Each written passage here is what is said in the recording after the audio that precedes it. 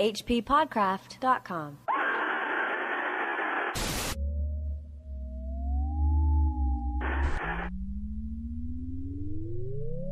The Haunter of the Dark by H.P. Lovecraft. Dedicated to Robert Bloch.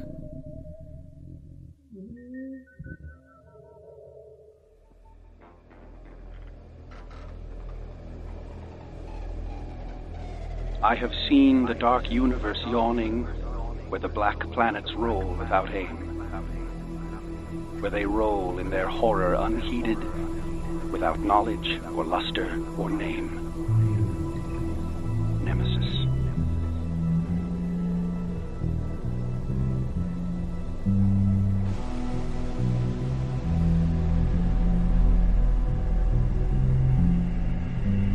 Cautious investigators will hesitate to challenge the common belief that Robert Blake was killed by lightning or by some profound nervous shock derived from an electrical discharge.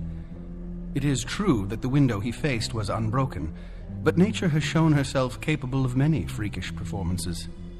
The expression on his face may easily have arisen from some obscure muscular source unrelated to anything he saw, while the entries in his diary are clearly the result of a fantastic imagination aroused by certain local superstitions and by certain old matters he had uncovered. As for the anomalous conditions at the deserted church on Federal Hill, the shrewd analyst is not slow in attributing them to some charlatanry, conscious or unconscious, with at least some of which Blake was secretly connected.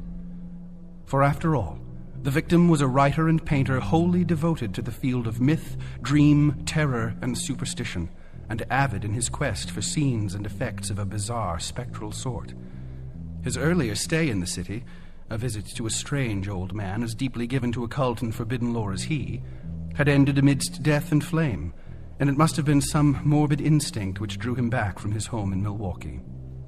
He may have known of the old stories, despite his statements to the contrary in the diary, and his death may have nipped in the bud some stupendous hoax destined to have a literary reflection. Among those, however, who have examined and correlated all this evidence, there remain several who cling to less rational and commonplace theories. They are inclined to take much of Blake's diary at its face value and point significantly to certain facts, such as the undoubted genuineness of the old church record, the verified existence of the disliked and unorthodox Starry Wisdom sect prior to 1877, the recorded disappearance of an inquisitive reporter named Edwin M. Lillibridge in 1893, and, above all, the look of monstrous, transfiguring fear on the face of the young writer when he died. It was one of these believers who, moved to fanatical extremes, threw into the bay the curiously angled stone and its strangely adorned metal box found in the old church steeple, the black, windowless steeple, and not the tower where Blake's diary said those things originally were. Though widely censured, both officially and unofficially, this man, a reputable physician with a taste for odd folklore, averred that he had rid the earth of something too dangerous to rest upon it. Between these two schools of opinion, the reader must judge for himself. The papers have given the tangible details from a skeptical angle, leaving for others the drawing of the picture as Robert Blake saw it, or thought he saw it, or pretended to see it. Now, studying the diary closely, dispassionately, and at leisure, let us summarize the dark chain of events from the expressed point of view of their chief actor. Young Blake returned to Providence in the winter of 1934-35, taking the upper floor of a venerable dwelling in a grassy court off College Street, on the crest of the great eastward hill near the Brown University campus and behind the marble John Hay Library. It was a cozy and fascinating place in a little garden oasis of village-like antiquity where huge friendly cats sunned themselves atop a convenient shed. The square Georgian house had a monitor roof, classic doorway with fan carving, small paned windows, and all the other earmarks of early 19th century workmanship. Inside were 6-paneled doors, wide floorboards, a curving colonial staircase, white Adam period mantels, and a rear set of rooms 3 steps below the general level.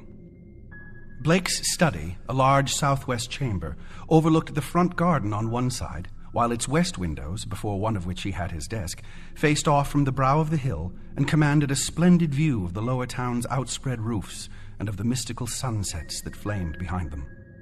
On the far horizon were the open countryside's purple slopes. Against these, some 2 miles away, rose the spectral hump of Federal Hill, bristling with huddled roofs and steeples whose remote outlines wavered mysteriously, taking fantastic forms as the smoke of the city swirled up and enmeshed them. Blake had a curious sense that he was looking upon some unknown ethereal world which might or might not vanish in dream if ever he tried to seek it out and enter it in person. Having sent home for most of his books, Blake bought some antique furniture suitable to his quarters and settled down to write and paint, living alone and attending to the simple housework himself. His studio was in a north attic room where the panes of the monitor roof furnished admirable lighting. During that first winter, he produced 5 of his best-known short stories: The Burrower Beneath, The Stairs in the Crypt, Shagai, In the Vale of Noth, and The Feaster from the Stars, and painted 7 canvases, studies of nameless, unhuman monsters and profoundly alien, non-terrestrial landscapes. At sunset, he would often sit at his desk and gaze dreamily off at the outspread west, the dark towers of Memorial Hall just below, the Georgian courthouse belfry, the lofty pinnacles of the downtown section, and that shimmering spire-crowned mound in the distance, whose unknown streets and labyrinthine gables so potently provoked his fancy. From his few local acquaintances, he learned that the far-off slope was a vast Italian quarter, though most of the houses were remnants of older Yankee and Irish days. Now and then he would train his field glasses on that spectral, unreachable world beyond the curling smoke, picking out individual roofs and chimneys and steeples, and speculating upon the bizarre and curious mysteries they might house. Even with optical aid, Federal Hill seemed somehow alien, half-fabulous, and linked to the unreal, intangible marvels of Blake's own tales and pictures. The feeling would persist long after the hill had faded into the violet, lamp-starred twilight, and the courthouse floodlights and the Red Industrial Trust beacon had blazed up to make the night grotesque. Of all the distant objects on Federal Hill, a certain huge, dark church most fascinated Blake. It stood out with especial distinctness at certain hours of the day, and at sunset, the great tower and tapering steeple loomed blackly against the flaming sky. It seemed to rest on especially high ground, for the grimy facade and the obliquely seen north side with sloping roof and the tops of great pointed windows rose boldly above the tangle of surrounding ridgepoles and chimney pots. Peculiarly grim and austere, it appeared to be built of stone, stained and weathered with the smoke and storms of a century and more. The style, so far as the glass could show, was that earliest experimental form of Gothic revival which preceded the stately Upjohn period, and held over some of the outlines and proportions of the Georgian age. Perhaps it was reared around 1810 or 1815. As months passed, Blake watched the far-off, forbidding structure with an oddly mounting interest. Since the vast windows were never lighted, he knew that it must be vacant. The longer he watched, the more his imagination worked, till at length he began to fancy curious things. He believed that a vague, singular aura of desolation hovered over the place, so that even the pigeons and swallows shunned its smoky eaves. Around other towers and belfries his glass would reveal great flocks of birds, but here they never rested. At least that is what he thought and set down in his diary. He pointed the place out to several friends, but none of them had even been on Federal Hill or possessed the faintest notion of what the church was or had been. In the spring, a deep restlessness gripped Blake. He had begun his long-planned novel, based on a supposed survival of the witch cult in Maine, but was strangely unable to make progress with it. More and more he would sit at his westward window and gaze at the distant hill and the black frowning steeple shunned by the birds. When the delicate leaves came out on the garden boughs, the world was filled with a new beauty. But Blake's restlessness was merely increased. It was then that he first thought of crossing the city and climbing bodily up that fabulous slope into the smoke-wreathed world of dream. Late in April, just before the eon-shadowed Walpurgis time, Blake made his first trip into the unknown. Plodding through the endless downtown streets and the bleak, decayed squares beyond, he came finally upon the ascending avenue of century-worn steps, sagging Doric porches, and blear-paned cupolas which he felt must lead up to the long-known, unreachable world beyond the mists.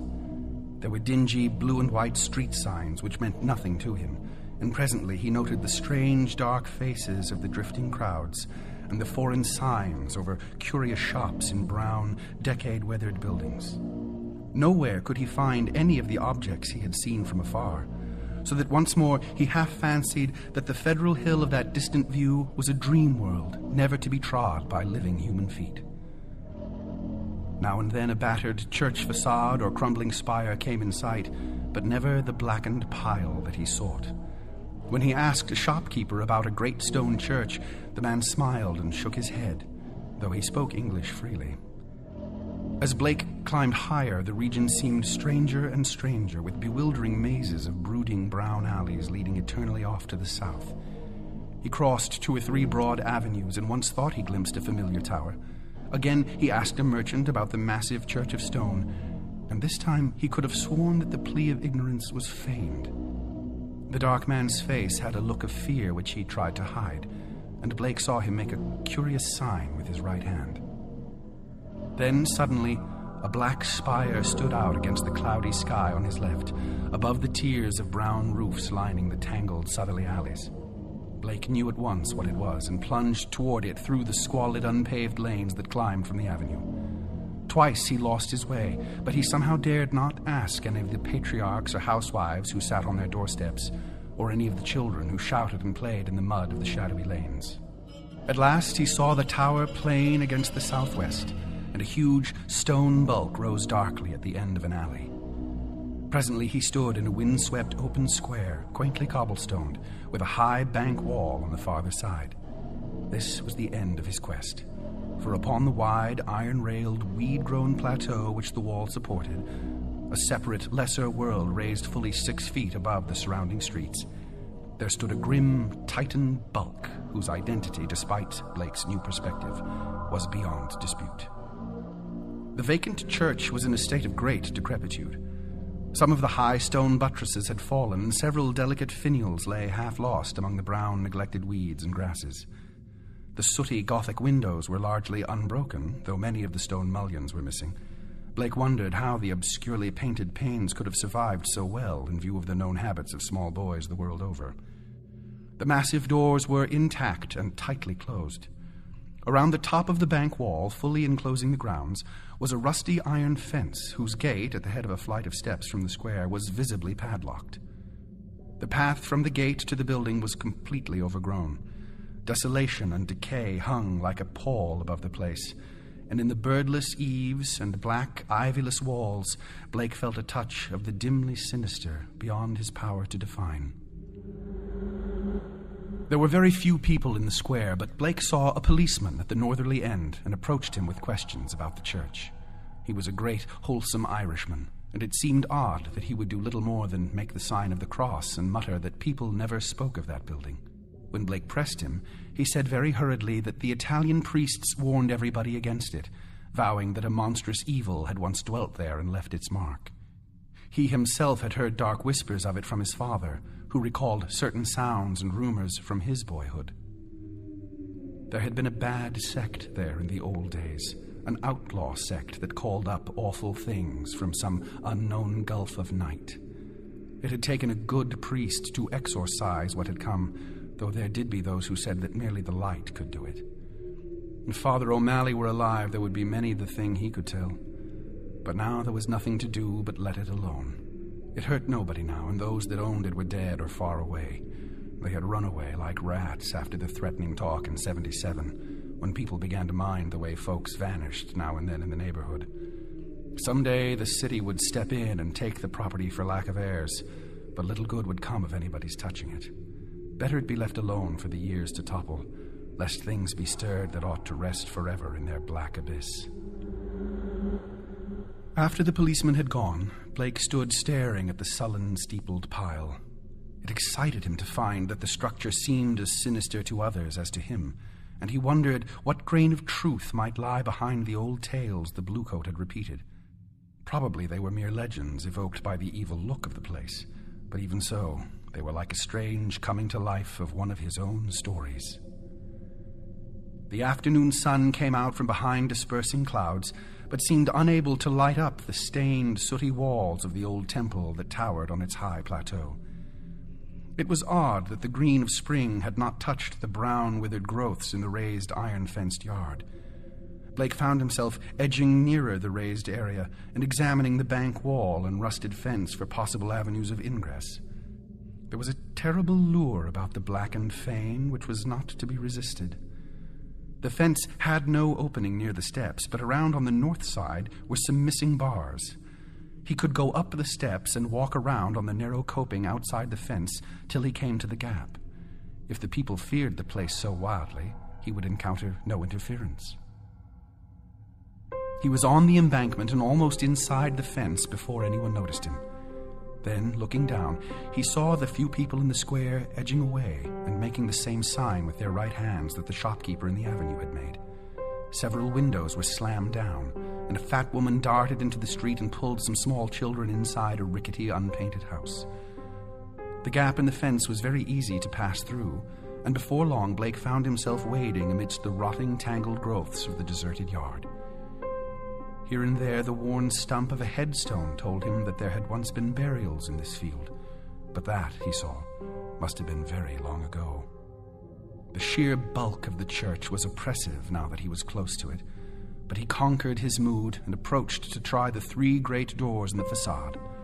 All were securely locked, so he began a circuit of the Cyclopean building in quest of some minor and more penetrable opening.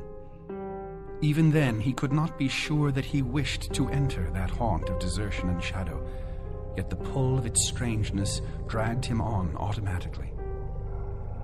A yawning and unprotected cellar window in the rear furnished the needed aperture. Peering in, Blake saw a subterranean gulf of cobwebs and dust faintly lit by the western sun's filtered rays. Debris, old barrels, and ruined boxes and furniture of numerous sorts met his eye, though over everything lay a shroud of dust which softened all sharp outlines. The rusted remains of a hot air furnace showed that the building had been used and kept in shape as late as mid-Victorian times. Acting almost without conscious initiative, Blake crawled through the window and let himself down to the dust-carpeted and debris-strewn concrete floor. The vaulted cellar was a vast one, without partitions, and in a corner far to the right, amid dense shadows, he saw a black archway evidently leading upstairs. He felt a peculiar sense of oppression at being actually within the great spectral building, but kept it in check as he cautiously scouted about, finding a still intact barrel amid the dust and rolling it over to the open window to provide for his exit. Then, bracing himself, he crossed the wide, cobweb-festooned space toward the arch. Half choked with the omnipresent dust and covered with ghostly gossamer fibers, he reached and began to climb the worn stone steps which rose into the darkness. He had no light, but groped carefully with his hands.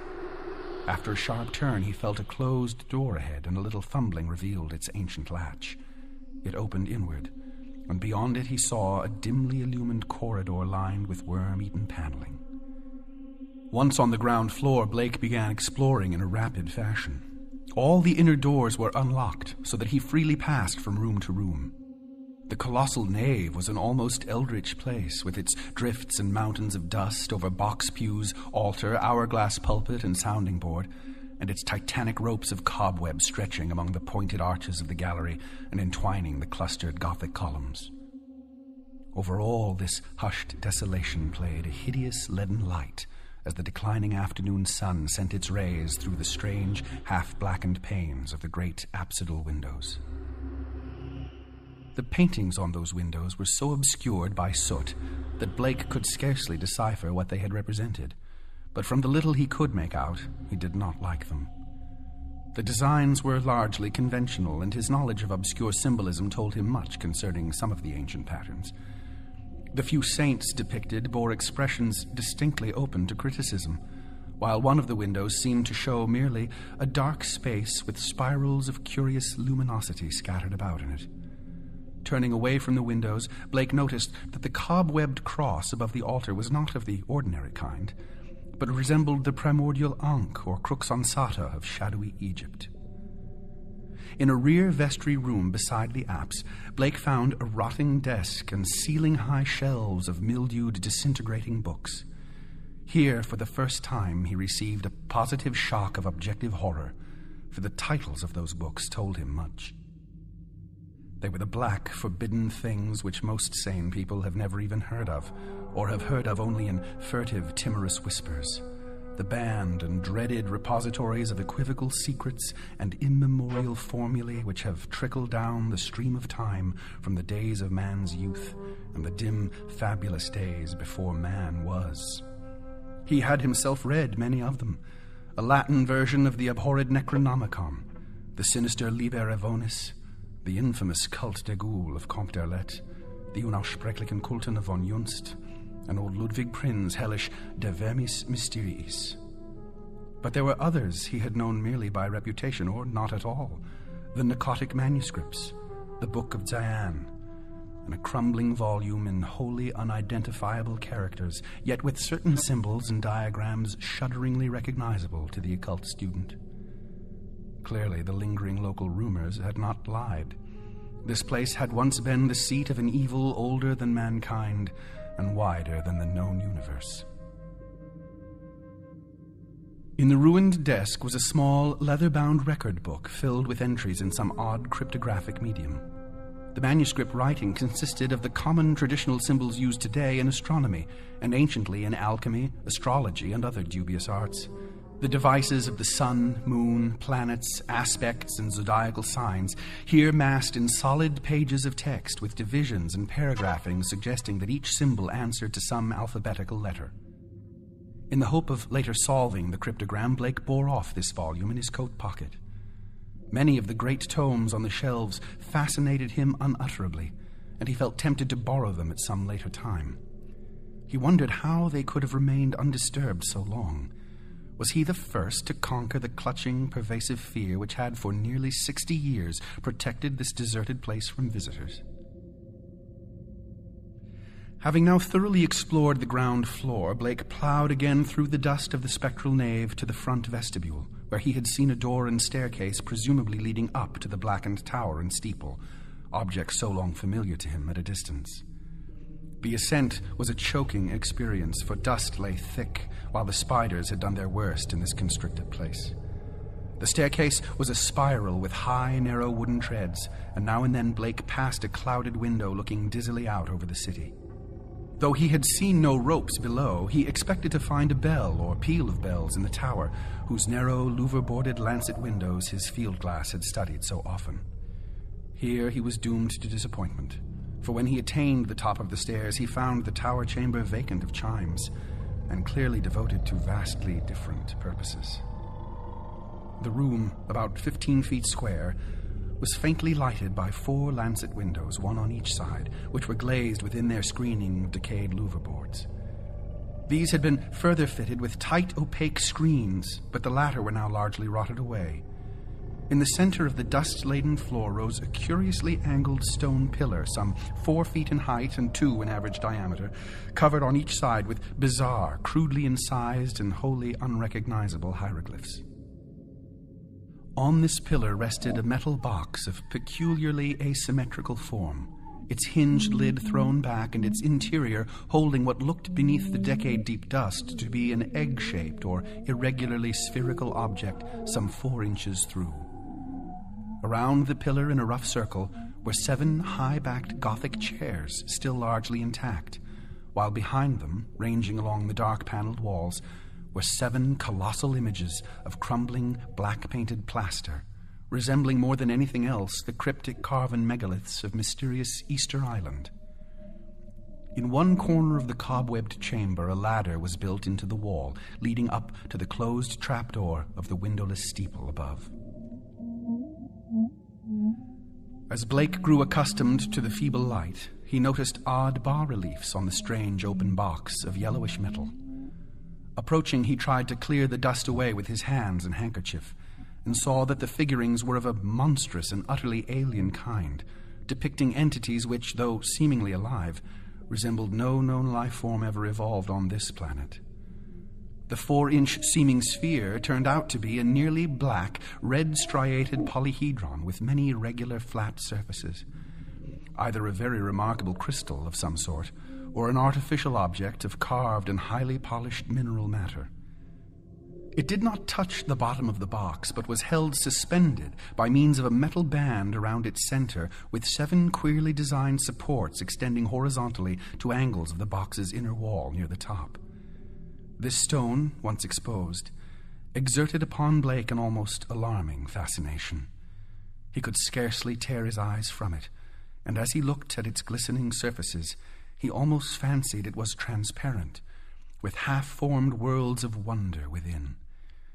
Into his mind floated pictures of alien orbs with great stone towers, and other orbs with Titan mountains and no mark of life, and still remoter spaces where only a stirring in vague blacknesses told of the presence of consciousness and will. When he did look away, it was to notice a somewhat singular mound of dust in the far corner near the ladder to the steeple. Just why it took his attention he could not tell, but something in its contours carried a message to his unconscious mind. Plowing toward it and brushing aside the hanging cobwebs as he went, he began to discern something grim about it. Hand and handkerchief soon revealed the truth, and Blake gasped with a baffling mixture of emotions. It was a human skeleton, and it must have been there for a very long time. The clothing was in shreds, but some buttons and fragments of cloth bespoke a man's grey suit. There were other bits of evidence: shoes, metal clasps, huge buttons for round cuffs, a stick pin of bygone pattern, a reporter's badge with the name of the old Providence Telegram, and a crumbling leather pocketbook. Blake examined the latter with care, finding within it several bills of antiquated issue, a celluloid advertising calendar for 1893, some cards with the name Edwin M. Lillibridge, and a paper covered with penciled memoranda. This paper held much of a puzzling nature, and Blake read it carefully at the dim westward window. Its disjointed text included such phrases as the following: Professor Enoch Bowen, home from Egypt, May 1844, buys old Free Will Church in July. His archaeological work and studies in occult well known. Dr. Drown of Fourth Baptist warns against starry wisdom in sermon, December 29, 1844. Congregation 97 by end of 45. 1846, 3 disappearances. First mention of shining trapezohedron. 7 disappearances, 1848. Stories of blood sacrifice begin. Investigation 1853 comes to nothing. Stories of sound. Father O'Malley tells of devil worship with box found in great Egyptian ruins. Says they call up something that can't exist in light. Flees a little light and banished by strong light. Then has to be summoned again. Probably got this from deathbed confession of Francis X. Feeney, who had joined Starry Wisdom in 49. These people say the shining trapezohedron shows them heaven and other worlds, and that the haunter of the dark tells them secrets in some way. Story of Orrin B. Eddy, 1857. They call it up by gazing at the crystal and have a secret language of their own. 200 or more in congregation, 1863, exclusive of men at front. Irish boys mob church in 1869 after Patrick Regan's disappearance. Veiled article in J, March 1472, but people don't talk about it. 6 disappearances, 1876. Secret committee calls on Mayor Doyle. Action promised February 1877. Church closes in April. Gang, Federal Hill Boys, threaten doctor, and vestryman in May. 181 persons leave city before end of 77. Mention no name. Ghost stories begin around 1880. Try to ascertain truth of report that no human being has entered church since 1877. Ask Lanigan for photograph of place taken 1851. Restoring the paper to the pocketbook and placing the latter in his coat, Blake turned to look down at the skeleton in the dust. The implications of the notes were clear, and there could be no doubt but that this man had come to the deserted edifice 42 years before in quest of a newspaper sensation which no one else had been bold enough to attempt. Perhaps no one else had known of his plan, who could tell, but he had never returned to his paper. Had some bravely suppressed fear risen to overcome him and bring on sudden heart failure? Blake stooped over the gleaming bones and noted their peculiar state. Some of them were badly scattered, and a few seemed oddly dissolved at the ends. Others were strangely yellowed, with vague suggestions of charring. This charring extended to some of the fragments of clothing. The skull was in a very peculiar state. stained yellow and with a charred aperture in the top, as if some powerful acid had eaten through the solid bone. What had happened to the skeleton during its 4 decades of silent entombment here, Blake could not imagine. Before he realized it, he was looking at the stone again, and letting its curious influence call up a nebulous pageantry in his mind. He saw processions of robed, hooded figures whose outlines were not human, and looked on endless leagues of desert lined with carved, sky-reaching monoliths. He saw towers and walls in nighted depths under the sea, and vortices of space where wisps of black mist floated before thin shimmerings of cold purple haze. And beyond all else, he glimpsed an infinite gulf of darkness, where solid and semi-solid forms were known only by their windy stirrings, and cloudy patterns of force seemed to superimpose order on chaos, and hold forth a key to all the paradoxes and arcana of the worlds we know. Then, all at once, the spell was broken by an access of gnawing, indeterminate panic fear. Blake choked and turned away from the stone, conscious of some formless alien presence close to him and watching him with horrible intentness. He felt entangled with something which was not in the stone, but which had looked through it at him, something which would ceaselessly follow him with a cognition that was not physical sight. Plainly, the place was getting on his nerves, as well it might in view of his gruesome find. The light was waning too, and since he had no illuminant with him, he knew he would have to be leaving soon. It was then, in the gathering twilight, that he thought he saw a faint trace of luminosity in the crazily angled stone. He had tried to look away from it, but some obscure compulsion drew his eyes back. Was there a subtle phosphorescence of radioactivity about the thing? What was it that the dead man's notes had said concerning a shining trapezohedron? What, anyway, was this abandoned lair of cosmic evil? What had been done here, and what might still be lurking in the bird-shunned shadows? It seemed now as if an elusive touch of fetor had arisen somewhere close by, though its source was not apparent. Blake seized the cover of the long open box and snapped it down. It moved easily on its alien hinges and closed completely over the unmistakably glowing stone. At the sharp click of that closing, a soft stirring sound seemed to come from the steeple's eternal blackness overhead beyond the trapdoor. Rats, without question, the only living things to reveal their presence in this accursed pile since he had entered it. And yet that stirring in the steeple frightened him horribly, so that he plunged almost wildly down the spiral stairs, across the ghoulish nave, into the vaulted basement, out amidst the gathering dusk of the deserted square, and down through the teeming, fear-haunted alleys and avenues of Federal Hill toward the sane central streets and the home-like brick sidewalks of the college district. During the days which followed, Blake told no one of his expedition. Instead, he read much in certain books, examined long years of newspaper files downtown, and worked feverishly at the cryptogram in that leather volume from the cobwebbed vestry room. The cipher, he soon saw, was no simple one, and after a long period of endeavor, he felt sure that its language could not be English, Latin, Greek, French, Spanish, Italian, or German. Evidently, he would have to draw upon the deepest wells of his strange erudition. Every evening, the old impulse to gaze westward returned, and he saw the black steeple as of yore amongst the bristling roofs of a distant and half-fabulous world. But now it held a fresh note of terror for him. He knew the heritage of evil lore it masked, and with the knowledge his vision ran riot in queer new ways. The birds of spring were returning, and as he watched their sunset flights, he fancied they avoided the gaunt lone spire as never before. When a flock of them approached it, he thought they would wheel and scatter in panic confusion, and he could guess at the wild twitterings which failed to reach him across the intervening miles. It was in June that Blake's diary told of his victory over the cryptogram. The text was, he found, in the dark Aklo language used by certain cults of evil antiquity, and known to him in a halting way through previous researches. The diary is strangely reticent about what Blake deciphered, but he was patently awed and disconcerted by his results. There are references to a haunter of the dark, awaked by gazing into the shining trapezohedron, and insane conjectures about the black gulfs of chaos from which it was called. The being is spoken of as holding all knowledge and demanding monstrous sacrifices. Some of Blake's entries show fear lest the thing which he seemed to regard as summoned stalk abroad, though he adds that the streetlights form a bulwark which cannot be crossed. Of the shining trapezohedron he speaks often, calling it a window on all time and space, and tracing its history from the days it was fashioned on dark Yuggoth, before ever the old ones brought it to Earth.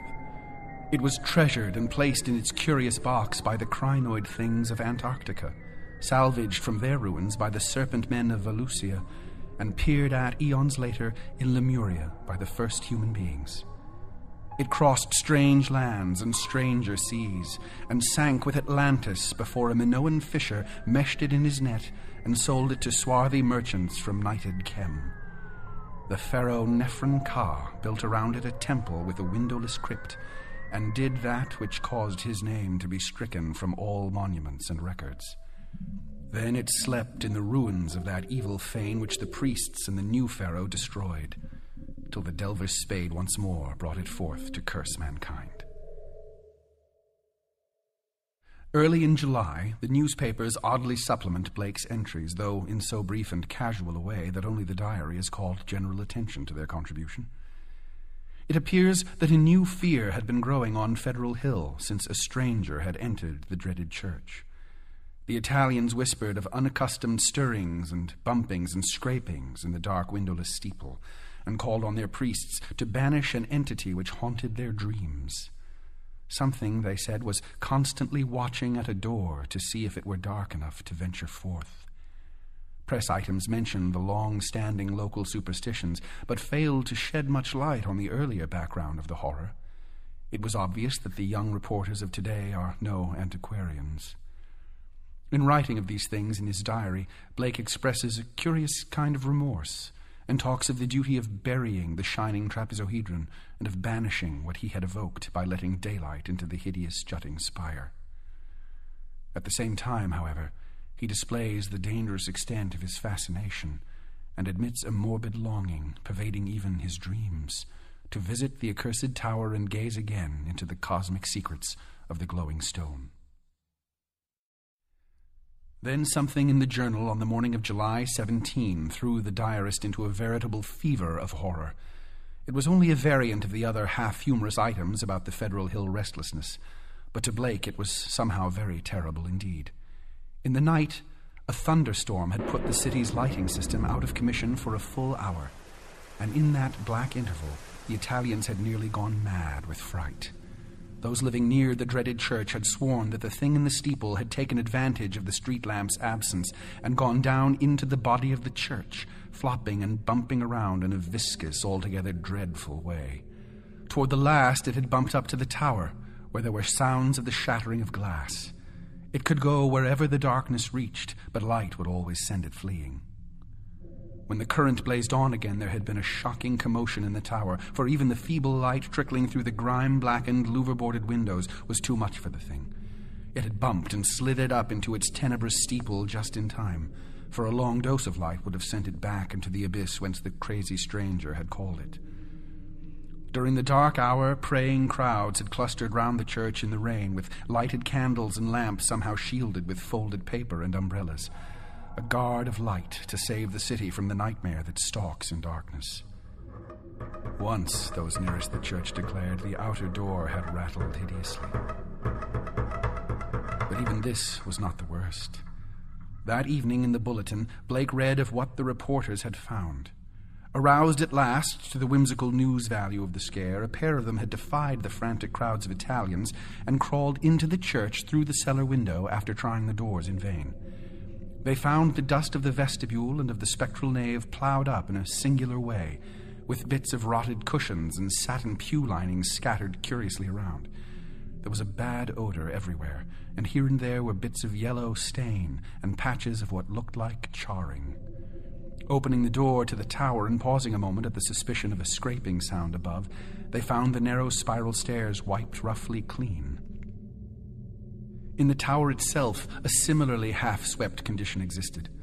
They spoke of the heptagonal stone pillar, the overturned Gothic chairs, and the bizarre plaster images. though strangely enough, the metal box and the old mutilated skeleton were not mentioned. What disturbed Blake the most, except for the hints of stains and charring and bad odors, was the final detail that explained the crashing glass.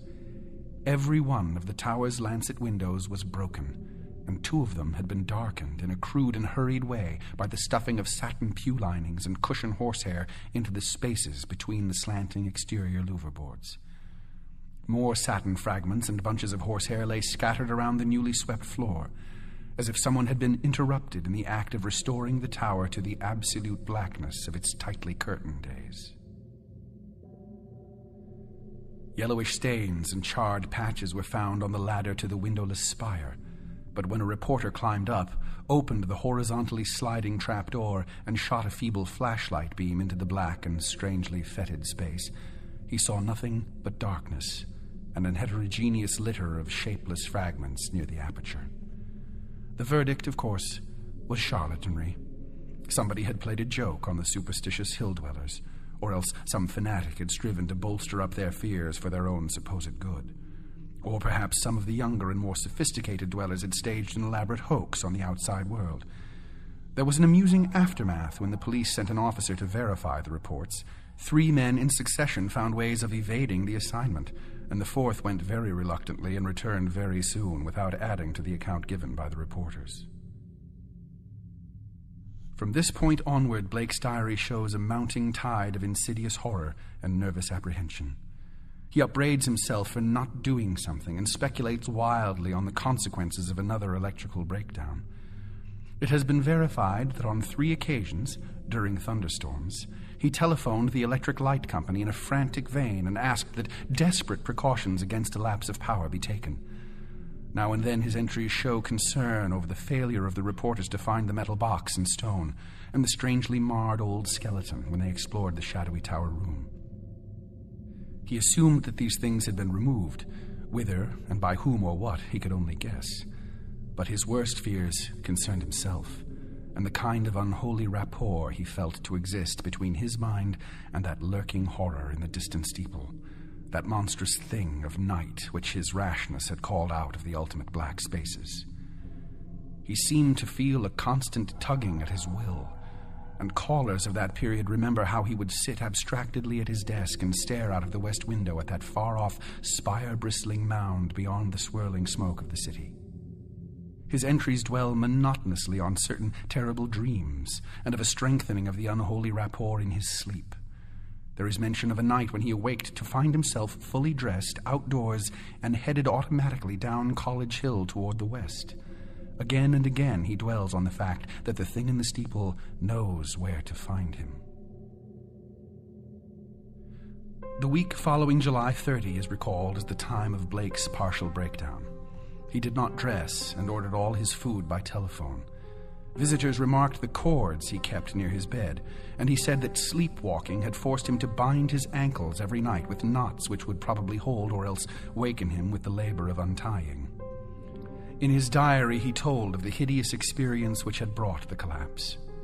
After retiring on the night of the 30th, he had suddenly found himself groping about in an almost black space. All he could see were short, faint horizontal streaks of bluish light, but he could smell an overpowering fetor and hear a curious jumble of soft, furtive sounds above him. Whenever he moved, he stumbled over something, and at each noise there would come a sort of answering sound from above, a vague stirring mixed with the cautious sliding of wood on wood.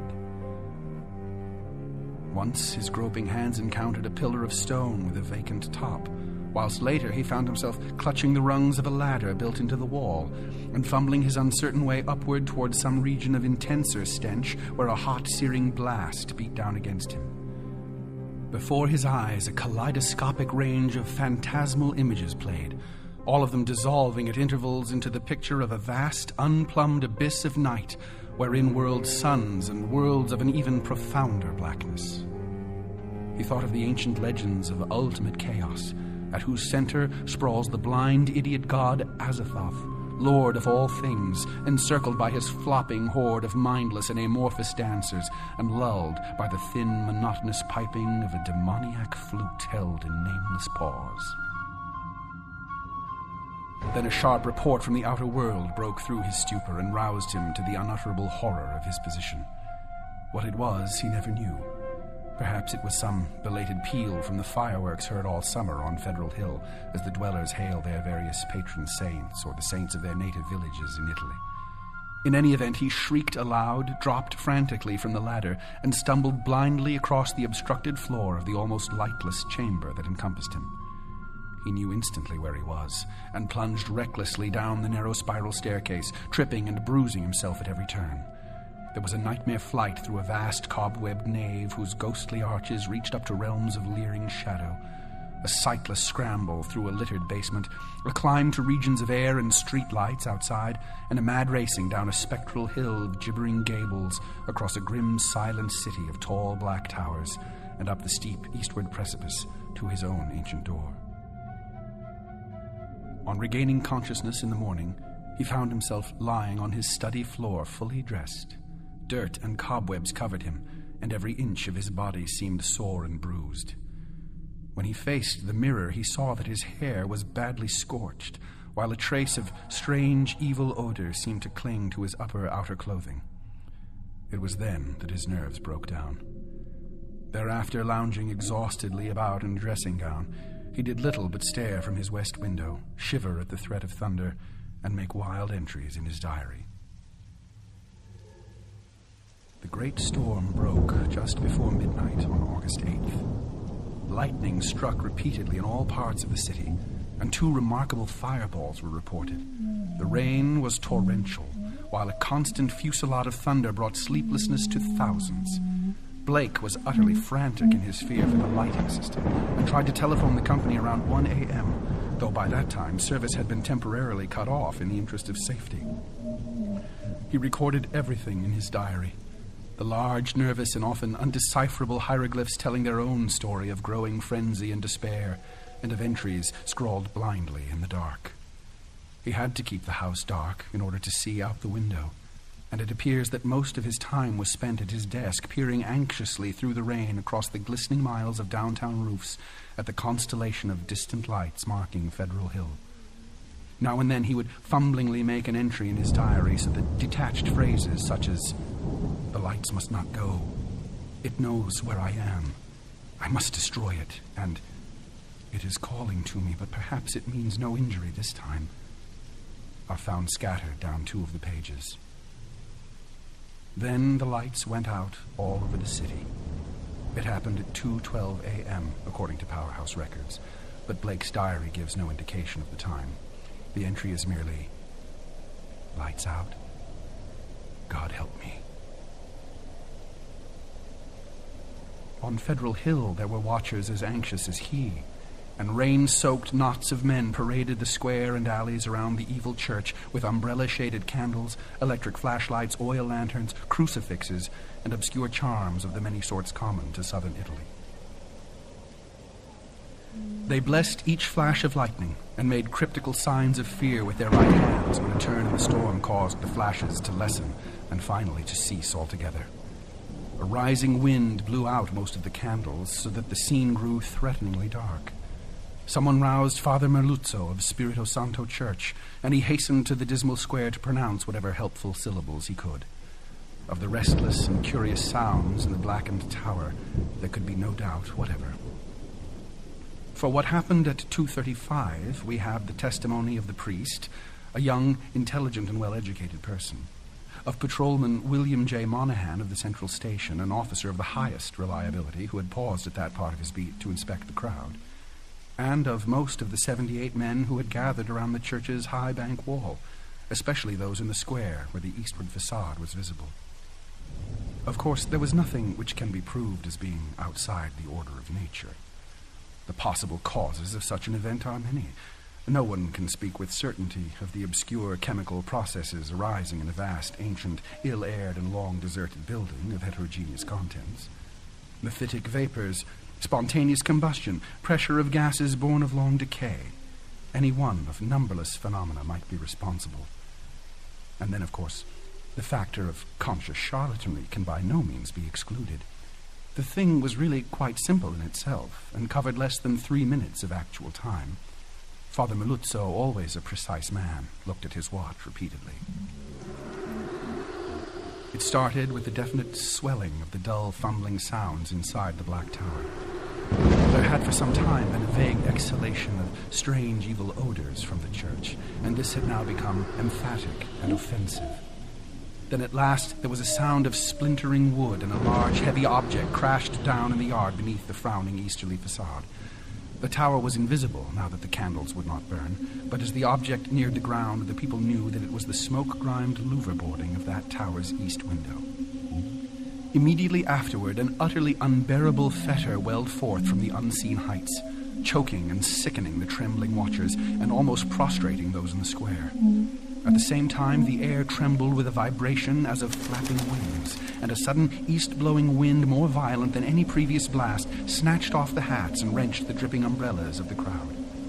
Nothing definite could be seen in the candleless night, though some upward-looking spectators thought they glimpsed a great spreading blur of denser blackness against the inky sky, something like a formless cloud of smoke that shot with meteor-like speed toward the east. That was all. The watchers were half-numbed with fright, awe, and discomfort, and scarcely knew what to do, or whether to do anything at all. Not knowing what had happened, they did not relax their vigil, and a moment later they sent up a prayer as a sharp flash of belated lightning, followed by an ear-splitting crash of sound, rent the flooded heavens. Half an hour later, the rain stopped, and in 15 minutes more, the streetlights sprang on again, sending the weary, bedraggled watchers relievedly back to their homes. The next day's papers gave these matters minor mention in connection with the general storm reports. It seems that the great lightning flash and deafening explosion which followed the Federal Hill occurrence were even more tremendous farther east, where a burst of the singular fetor was likewise noticed. The phenomenon was most marked over College Hill, where the crash awaked all the sleeping inhabitants and led to a bewildered round of speculations. Of those who were already awake, only a few saw the anomalous blaze of light near the top of the hill, or noticed the inexplicable upward rush of air which almost stripped the leaves from the trees and blasted the plants in the gardens. It was agreed that the lone, sudden lightning bolt must have struck somewhere in this neighborhood, though no trace of its striking could afterward be found. A youth in the Tau Omega fraternity house thought he saw a grotesque and hideous mass of smoke in the air just as the preliminary flash burst, but his observation has not been verified. All of the few observers, however, agree as to the violent gust from the west and the flood of intolerable stench which preceded the belated stroke, whilst evidence concerning the momentary burned odor after the stroke is equally general. These points were discussed very carefully because of their probable connection with the death of Robert Blake. Students in the Psi Delta house, whose upper rear windows looked into Blake's study, noticed the blurred white face at the westward window on the morning of the 9th and wondered what was wrong with the expression. When they saw the same face in the same position that evening, they felt worried and watched for the lights to come up in his apartment. Later, they rang the bell of the darkened flat and finally had a policeman force the door. The rigid body sat bolt upright at the desk by the window, and when the intruders saw the glassy, bulging eyes and the marks of stark, convulsive fright on the twisted features, they turned away in sickened dismay. Shortly afterward, the coroner's physician made an examination, and despite the unbroken window, reported electrical shock or nervous tension induced by electrical discharge as the cause of death. The hideous expression he ignored altogether, deeming it a not improbable result of the profound shock as experienced by a person of such abnormal imagination and unbalanced emotions. He deduced these latter qualities from the books, paintings, and manuscripts found in the apartment, and from the blindly scrawled entries in the diary on the desk. Blake had prolonged his frenzied jottings to the last, and the broken pointed pencil was found clutched in his spasmodically contracted right hand. The entries after the failure of the lights were highly disjointed and legible only in part. From them, certain investigators have drawn conclusions differing greatly from the materialistic official verdict, but such speculations have little chance for belief among the conservative. The case of these imaginative theorists has not been helped by the action of superstitious Dr. Dexter, who threw the curious box and ankled stone, an object certainly self-luminous as seen in the black windowless steeple where it was found, into the deepest channel of Narragansett Bay. Excessive imagination and neurotic unbalance on Blake's part, aggravated by knowledge of the evil bygone cult whose startling traces he had uncovered, formed the dominant interpretation given those final frenzied jottings. These are the entries, or all that can be made of them. Light's still out. Must be 5 minutes now. Everything depends on lightning. Yadith granted will keep up. Some influence seems beating through it. Rain and thunder and wind deafen. The thing is taking hold of my mind. Trouble with memory. I see things I never knew before. Other worlds and other galaxies. They're dark. The lightning seems dark. And the darkness seems light. It cannot be the real hill and church that I see in the pitch darkness. Must be retinal impression left by flashes. Heaven grant the Italians are out with their candles if the lightning stops. What am I afraid of? Is it not an avatar of Nyarlathotep, who in antique and shadowy Kem even took the form of man? I remember Yuggoth and more distant Shagai and the ultimate void of the black planets. The long winging flight through the void cannot cross the universe of light. Recreated by the thoughts caught in the shining trapezohedron, send it through the horrible abysses of radiance. My name is Blake. Robert Harrison Blake of 620 East Knapp Street, Milwaukee, Wisconsin. I am on this planet. Azathoth, have mercy. The lightning no longer flashes. Horrible. I can see everything with a monstrous sense that is not sight. Light is dark and dark is light. There's people on the hill. Guard, candles and charms. They're priests. Sense of distance gone. Far is near and near is far. No light. No glass. See that steeple, that tower, window. Can hear Roderick Usher. I'm mad. I'm going mad. The thing is stirring and fumbling in the tower. I am it, and it is I. I want to get out. Must get out and unify the forces. It knows where I am. I am Robert Blake, but I see the tower in the dark. There is a monstrous odor. Senses transfigured, boarding at that tower window, cracking and giving way. I see it. Coming here. Hell, wind, Titan, blur, black wings, Yog-Sothoth, save me. The three-lobed burning eye.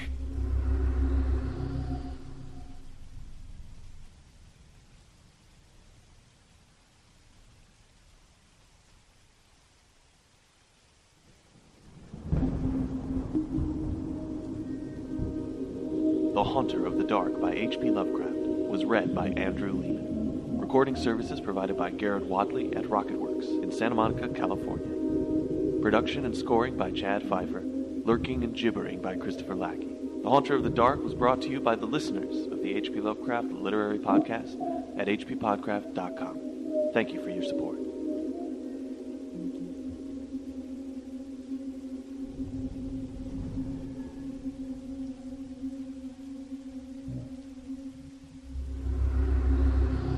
hppodcraft.com